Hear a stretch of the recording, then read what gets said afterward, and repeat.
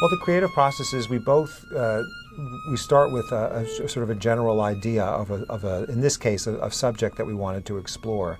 And then we start knocking ideas back and forth about how best to do it. Before there's words, before there's music, there's the story. And if the story is strong, I think of it as like a well.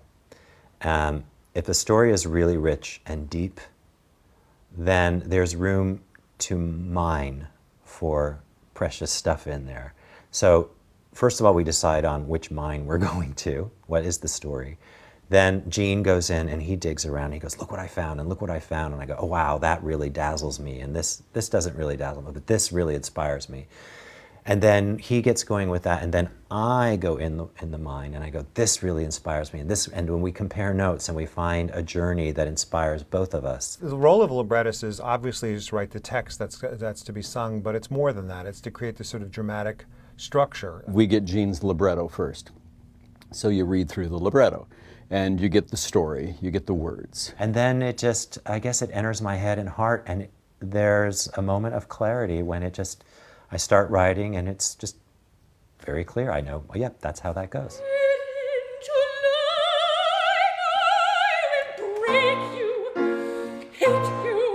It's a story about Krystyna Zawolska, who escaped from the Warsaw Ghetto, joined the Polish resistance, was sent to Auschwitz-Birkenau as political prisoner, and wrote daring poems, and it kept her alive. And the inmates made up songs to these poems. She wrote when she was unhappy, she wrote when she was happy. That was her joy. So I told Jake the story, and I said, so how about setting some music to these poems? Because we do have the poems. And when I explained the story to him about how she escaped from the ghetto and all these incredible decisions she made, he and Gene decided it was too simple just to set the songs to music. What he really wanted to do was to explore the moral decisions she made and what it was like to be a survivor and to deal with the question of survival. There's the line, a survivor is not a hero. A survivor is a survivor. It doesn't necessarily mean doing something heroic. Very often we pin a huge burden on survivors by calling them heroes. And sometimes you don't do very heroic things to survive, you just survive. The most touching line in the opera, well, there's so many, but when the survivor sings, there are no words.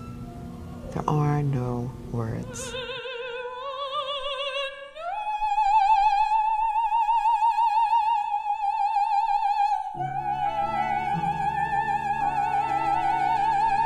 She had to follow orders and beat people and hit them and get them in line, and it's not something that she's proud of. It's something she's clearly grappled with. She has to live with those memories. She has to live with the things that she did to survive and ultimately escape. The overall theme is embracing your past and growing from it, learning from it, sharing it, not suppressing it or keeping it away because it's too hard or it's too tough. It's transformative. It really is. And that's how Jake's music is and Gene's words. I feel like they do have the power to really make you feel and think and be moved, which is so important. That's what we need. That's what art is for. I think when you're tackling these large subjects, I think the idea to some extent is to keep it small. Is to keep it just, I'm not trying to write about the Holocaust. I'm trying to write about a woman who went through the Holocaust, who gets up in the middle of the night and has been asked by a writer to comment on her experiences, and she needs to figure out how she's going to comment and what she cares to share and what is too painful to share. That's the most gratifying part for me, is to tell stories, to tell these stories of these people that didn't really have a voice.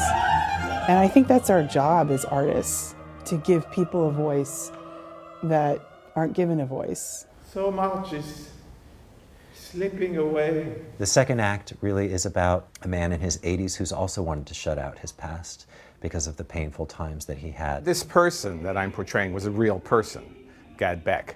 So you want to honor him. You will always be 19 and beautiful, won't you? And he's haunted one night by the 19-year-old lover that he had, the ghost of the 19-year-old lover he had in Berlin just before the war came out, Manfred Levin. A silent, obedient. And Gene culled through all the material. We found Manfred Levin's journal. And through that, we put this story together based on true events. And that became For a Look or a Touch, which is now the second act of this opera. In Act 2, I'm actually visiting my lover who survived the Holocaust, and I did not. And so it's this, for me, I mean, I'm not sure if this is exactly what they were thinking of when they did it, but for me, when I look at myself through that third eye on stage, it almost seems as if, you know, I'm there to as someone to help Gad cross over. You know, someone to help him come to terms with this incredibly traumatic time in their life. Gad has tried only to forget, and Manfred, as a young man and a ghost, only wants to be remembered and to celebrate what happened, not push it away. We never said goodbye! And it's his mission that on this haunted night to share stories with Gad Beck and get him to embrace and remember and therefore be free. I knew that something was forever broken. This guy's really angry, you know, and it makes sense to me, but when I started out, I didn't get it. It was very kind of sentimental and sweet. It's not. He's a very angry man. And through the process, the painful process of being forced to confront and remember his past, he comes to a much healthier, I think, a much more accepting of himself and, you know, forgiving of himself. At times in this piece, you don't want to look. Do you know? And you just saw some of it. You don't want to look because it's so intimate. It challenges people to think, and it challenges them to engage with history and memory in ways that they're unaccustomed. And I think perhaps one thing that I feel we're getting more successful at is people realize when they come to these concerts, we're going to pose questions and not give easy answers. The real question is, why make it into an opera? What can music do that can illuminate this particular subject in a special way?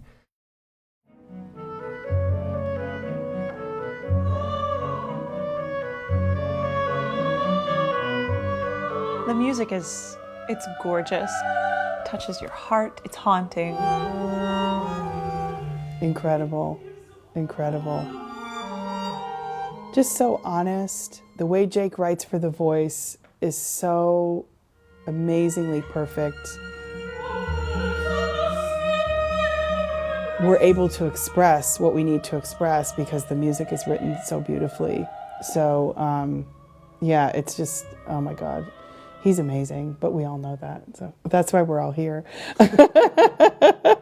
Because of Jake. I wouldn't avoid it, it really works. Okay, I know. So it's always a wonderful challenge, something that I hold very close to my heart in discovering the story through music, and especially in new music like this, you know, bringing the composer and librettist intentions to life. I cherish that. To be able to sing a piece for the first time, to be part of creating it, is such a privilege, and it's a rare privilege. And that's, I think, the greatest honor for me, is to be a part of the team that creates a work for the first time. And there's always a feeling of not knowing how it will go across. There's a little bit of terror with it, especially in the short rehearsal process, where you think, how is this going to come across? What will people think? Will they like it?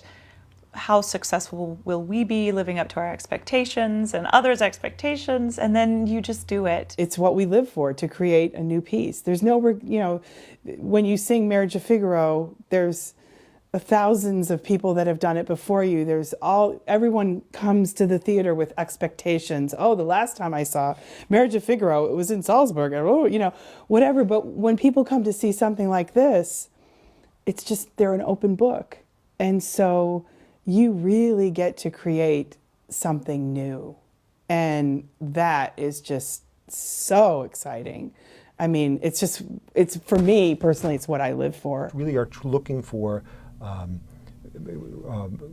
magical moments of singing, where the voice can communicate sort of the emotion of the moment and the story.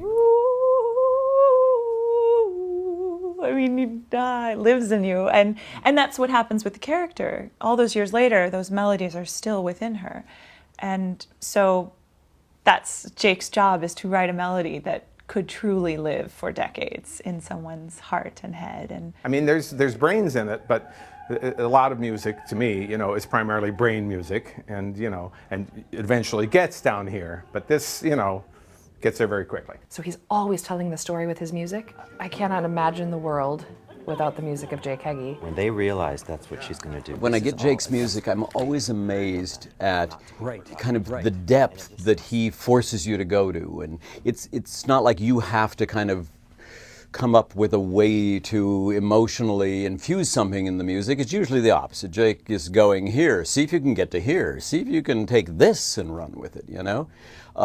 Which is great. It makes him, you know, it's why he's, I'm going to say, the best operatic, you know, composer out there today. The two of them probe emotions deeply, and they do it with unflinching honesty.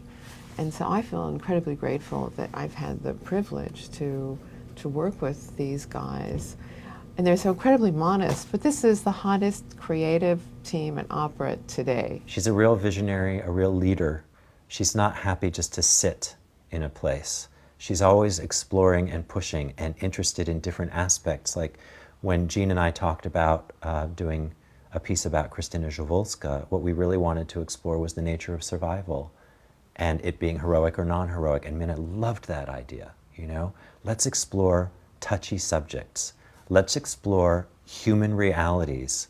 You know, let's make the more real you make these stories and the more human, the more you bring people into the story. Otherwise, it feels at a distance. It's been a gift for me and for Jake to be able to work with her and these spectacular singers and these musicians. I mean, one of the great joys of coming here is to see these fantastic instrumentalists who we've worked with year after year when we come back here, and they're the best. I want to embrace music that I love, that I feel like I can inhabit, that is very clear and yet leaves room for me to say something on my own. The thing about Jake is he's a real storyteller. I mean, he's really a person who is a wonderful composer, but his eyes on how can we communicate the story, how can we connect an audience, and also to do it through the glory of the human voice.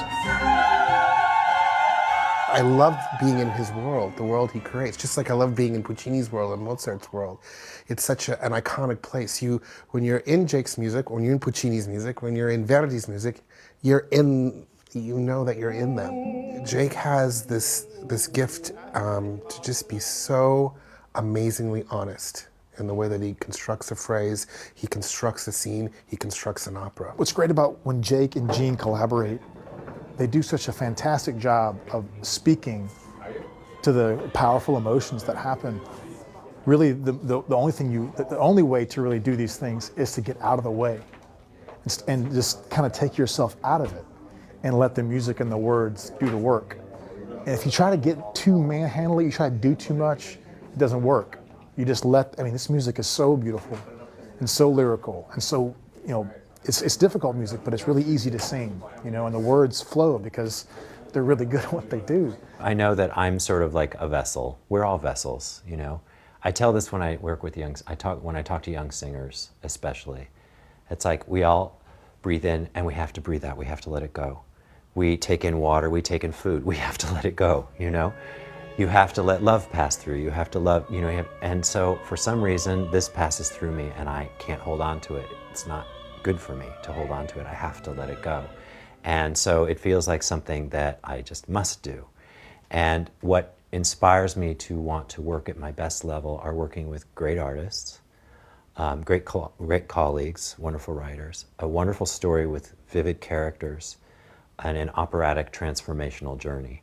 And if those elements are in place, then my imagination gets rolling. Inexplicable. And I want to give music to singers and performers that empowers them, you know, that they don't feel like they're just working at it all the time, that they can master it and then transform it into something very powerful and meaningful for the audience.